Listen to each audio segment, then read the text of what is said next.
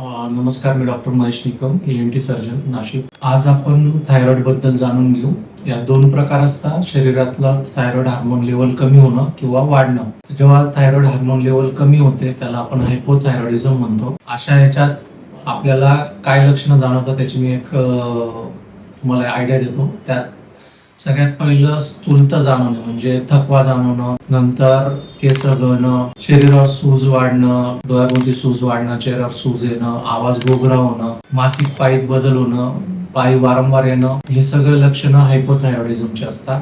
आणि हायपरथायरॉइडिझम मध्ये आपलं अचानक वजन कमी व्हायला लागतं, नंतर आपल्या शरीरात कंपनं जाणं लागतात, धडधड वाढणं, डोळे बाहेर आल्यासारखं वाटणं, घशाभोवती सूज येणं, कधी कधी काही लोकांमध्ये ह्या भागात दुखणं चालू होऊन जातं, तर आणि पाळीमध्ये पण बदल दिसतात. हे सगळे लक्षणं जे असतात ते हायपरथायरॉइडिझमचे असतात. तर असे जे लक्षणं हायपो किंवा हायपरथायरॉइडिझम तुम्हाला तुमच्या किंवा तुमच्या नातेवाईकांमध्ये जाणवत असतील तर त्यांची जी बेसिक तपासणी असते T3, T4, TSH हे सकाळी उपाशीपोटी करून त्या रिपोर्ट असेल तुम्ही जवळपास जे पण तुमचे डॉक्टर असतील, फिजिशियन असतील, ENT सर्जन असतील, एंडोक्रायनॉलॉजिस्ट असतील तर त्यांच्याकडे जाऊन काय प्रॉब्लेम आहे काय नाही ते जाणून घ्या आणि त्याप्रमाणे ट्रीटमेंट करणं गरजेचं असतं. तर जे पण पेशंटला थायरॉइडचे प्रॉब्लेम असतील त्यांनी शक्यतो सोयाबीन, पत्ताकोबी, पालक या 3 गोष्टी खाणं अवॉइड करायचं. बरेच थायरॉइड बद्दल आपल्याकडे गैरसमज आहे.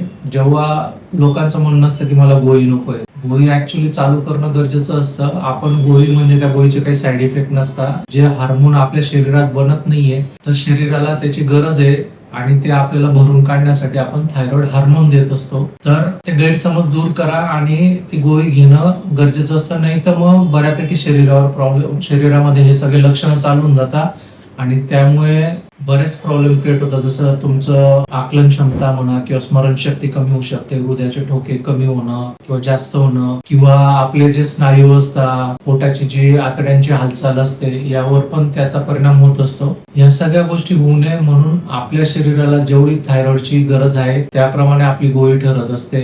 रेग्युलर डॉक्टरांकडे जाऊन काही महिने आपल्याला ती रिपोर्ट करून घेणं आणि एक गोळी, योग्य ती गोळी आपल्या शरीरासाठी कोणती सूट होते त्या एका गोळीची मात्रा चालू झाली तर ती गोळी आपल्याला नेहमी घ्यावी लागते. दररोज सकाळी उपाशीपोटी घेणं गरजेचं असतं. डॉक्टर त्याबद्दल तुम्हाला अजून माहिती देतीलच. तर तुम्ही लवकरात लवकर जर तुम्हाला अशी लक्षणं आढळत असतील तर तपासणी करा. गरज पडली तर जर तुम्हाला गळ्यामध्ये सूज वाटत असेल तर सोनोग्राफी करून डॉक्टरांचा सल्ला घेणं गरजेचं असतं. पुढील ट्रीटमेंट डॉक्टर त्यांच्या याच्यानुसार ठरवतातच कसं राहील काय राहील.